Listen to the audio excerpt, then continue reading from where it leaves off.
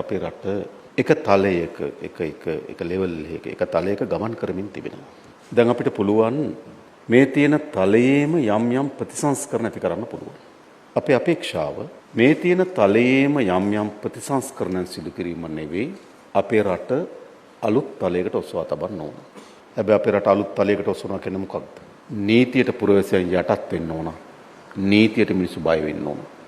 දැන් තියෙන තලයේ නීතියට මිනිස්සු යටත් නේ, මිනිස්සු නීතියට බයත් නේ.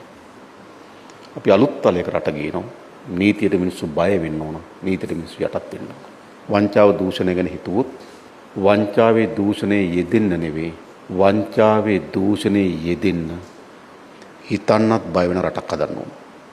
මේ දවස්වල ප්‍රවෘත්ති බලන්න ඔක්කොම තියෙන එතන. හිතන්නත් බය වෙන ඕන රටේ මිනිස්සු මහජනක දන හොරකම් කරන්න. හැබැයි අපි අලුත් තලයකට ඔසවා තබනවා නම් රාජ්‍ය යාන්ත්‍රණය, රාජ්‍ය සේවකය, පුරවැසියට වග කියන කාර්යක්ෂම තලයකට ඔසවන්න ඕන. අන්නේ ඔසවා තැබීමේදී අපි විශේෂ අවධානයක් යොමු කරලා තිබෙනවා පොදු ප්‍රවාහන පද්ධතියට. ඒක වැදගත් ශාස්ත්‍රය. කරුණු කීපයක් නිසා එකක් ඔබ දන්නවා අපේ රටේ සිදුවන මාර්ග අනතුරු ප්‍රමාණය විශාලයි. ආසන්න වශයෙන් ගත්තොත් දවසකට 8 දිනක් වාහන අනතුරු නිසා මිය යනවා. එවනම් අපිට මේ රට මේ විදියට යන්න දෙන්න ඕනද? මෙතන වෙන තලයකට ඔසවන්න ඕනද? ඔසවන්න ඕන. ඒ නිසා තමයි අපි මාර්ග නීතින් පිළිබඳව, රීතීන් පිළිබඳව ශක්තිමත් වෙන්න. බස් එක නම් බස් එක. බස් එකට වෙනේම තියන්න බෑ. යම් පොඩි රාජ්‍යයන් හදාගෙන ඉන්නවා. පොඩි රාජ්‍ය. බස් හිමියන්ට එක රාජ්‍යයක්. පිටකොටුවේ වෙළඳුන්ට තව රාජ්‍යයක්. මේ තියෙන පොඩි මිනි ගවර්න්මන්ට් තියෙනවා අපේ රටේ. අපි මේ ඔක්කොම හොස් කරනවා. රටට තියෙන ජනතාව විසින් තෝරාපත් කරන ලද එක රාජ්‍යයක් විතරයි. ඒ නිසා මාර්ග නීතිය එක් බල අධිකාරීන්ගේ එක කුඩා ගවර්න්මන්ට්, මිනි ගවර්න්මන්ට් ඒවට යටත් වෙලා මේ රට ඉස්සරහට ගෙනියන්න දෙන්නේ. මොකද මේ රටේ මිනිස්සු මිය දෙන්නේ. ඒ නිසා පොදු ප්‍රවාහන පද්ධතිය ශක්තිමත් කරනවා හා සමාන ලෙසම අපි ඊටමත් නීති රාමුවක් හඳුන්වා දී තිබෙනවා, ක්‍රියාත්මක කරනවා. මාර්ග අනතුරු වලින් විතරක් නෙවෙයි තවත් ආකාර ගණනාවකින් පොදු ප්‍රවාහන වැදගත්. එකක් අපි වගේ කුඩා ආර්ථිකයක් හිමි රටකට වාහන වෙනුවෙන් අපි දරන ඩොලර් වැයබර විශාලයි.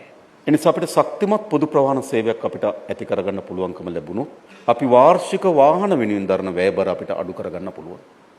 පොදු ප්‍රවාහන ශක්තිමත් වී නොතිබීම හේතු කොටගෙන තමන්ට පෞද්ගලිකව තමන්ගේ ප්‍රවාහන අවශ්‍යතා සපුරා ගන්න සිදු වී තිබෙනවා. එනිසා තමන්ගේ පුද්ගලික ආර්ථිකයට ඔරොත්තු නොදෙන වාහනයක් මිලදී ගැනීම සඳහා පෙළඹුමක් තිබෙනවා. එනිසා ඒ පැත්තෙන් බැලුවත් අපි පොදු ප්‍රවාහන පද්ධතිය වර්ධනය කරන්න. තුන්වෙනුව විශේෂම අපේ ඇති වී තිබෙන මාර්ග තදබදය. ඔයගොල්ලෝ දන්නවා ලෝකේ දියුණුවේ සම්මත රාජ්‍යම් විශාල ප්‍රමාණයක වැඩිපුර අවධානය යොමු කරමින් තිබෙන්නේ මේ මාර්ග තදබදය අඩු කර ගැනීම සඳහා පොදු ප්‍රවාහන පද්ධතිය ශක්තිමත් කර ගැනීම. මේ මාර්ග තදබදය නිසා කොච්චර කාලයක් අපත යනවද, කොච්චර ධනයක් අපත යනවද? ඒ නිසා කාර්යක්ෂම පොදු ප්‍රවාහන පද්ධතියක් කරා අපිට අපි හිතනවා මේ මාර්ග තදබදය අපිට අවම කරගන්න පුළුවන් වෙයි කියලා. ඒ පැත්තෙන් බැලුවොත් පොදු ප්‍රවාහන සේවය වැදගත්. අනෙක් පස්සෙන් බැලුවොත් අපි දන්නවා අපි විතරක් නෙවෙයි ලෝකේ පුරා ඇති වී තිබෙන විශාලතම සංවාදය තමයි මේ පරිසර පද්ධතිය පිළිබඳව ඇති තිබෙන සාකච්ඡාව. නිසා විස සහිත වායු විමෝචනයන් හිදීත් මා හිතනවා අවම කර ගැනීම සඳහා පොදු ප්‍රවාහන පද්ධතිය, විද්‍යුත් වාහන මේ ආදී ශේෂ්ත්‍රවල අපි අවධානය යොමු කරන්න ඕන. ඒ නිසා මේ සෑම පැත්තෙම බලපුවාම අපිට ශක්තිමත් පොදු ප්‍රවාහන පද්ධතියක අවශ්‍යතාවය තිබෙනවා. අපිට අපේ රට අලුත් තලයකට ඔසවනවා කියලා කියන්නේ මෙන්න මේ තියෙන පොදු ප්‍රවාහන පද්ධතිය ඊටමත් දියුණු, කාර්යක්ෂම, පහසුකම් සහිත පද්ධතිය බවට අපි වර්ධනය කරන්න. ඒ සඳහා රාජ්‍ය පැත්තෙන් අපි යොමු කළ යුතු ආයෝජනයන් පිළිබඳව අපි කල්පනා කරලා තිබෙනවා. ඒ වගේම පෞද්ගලික අංශයට ඒ සඳහා ආයෝජනයන්ට අපි දොරටු විවෘත කරන්න ලෑස්ති. එන්න ශක්තිමත් පොදු ප්‍රවාහන පද්ධතියක් නිර්මාණය කිරීම වෙනුවෙන්. ඒ වගේම එහිදී අපිට ඉතාමත් වැදගත් අපේ දුම්රිය සේවය අවුරුදු 160කට වඩා පැරණි අපේක්ෂාවක් තියෙනවා. අලුත් විදියකට අපේ දුම්රිය පද්ධතිය, දුම්රිය මාර්ග පද්ධතිය, අපේ දුම්රිය ස්ථාන අලුත් අනන්‍යතාවයකින් බ්‍රෑන්ඩ් කරන්න ඕන කියලා. අලුත් අනන්‍යතාවයකින්. අන්නේ බ්‍රෑන්ඩ් කරනවා තමයි අපි පළමු පියවරකට අපි තෝරාගෙන තිබෙන්නේ දුම්රිය ස්ථාන 100ක්. එහි තිබෙන පැරණි වටිනාකම්, ඒ ආකර්ෂණය ඒ විදියටම ආකර්ෂණය කරගන්න ගමන් හැබැයි වර්තමාන මිනිසුන්ගේ අවශ්‍යතාවය සෙපරින්නත් ඕන. අපිට පැරණි සාම්ප්‍රදායික දුම්රිය ස්ථානේ පවත්වාගෙන ගිහිල්ලා වැඩක් නැහැ. එතෙන්ට යනකොට මගියෙකුට අවශ්‍ය කරන අවම පහසුකම් ටිකවත් නැත්තම් පිරිසිදු භාවයක් නැත්නම් එතන මනසට සුවයක් නිදහස් භාවයක් ගෙන දෙන්නේ නැත්නම් අපිට පැරණි වටිනාකම් වලින් පමණක් වැඩක් නැහැ. එනිසා පැරණි වටිනාකම් ආරක්ෂා කරගන්න ගමන් ඒවා අපි කොහොමද මගින්ගේ පහසුකම් සපෙන නව අනන්‍යතාවයන් සහිත දුම්රිය ස්ථාන බවට පරිවර්තනය කරන්න. අපි මේ නිශ්චිත මොහොතට අදාළ ගත්තොත් අන්න ඒක තමයි අපේ අපේක්ෂාව. මේක අපේ රට ස්ථිර කරන්න ඕන. එන්නේ අපේ පාලනයක් තියෙනකොට දේශපාලනය මෙහෙමයි, තව පාලනයක් වෙනකොට වෙන විදිහයි වෙන්න බෑ.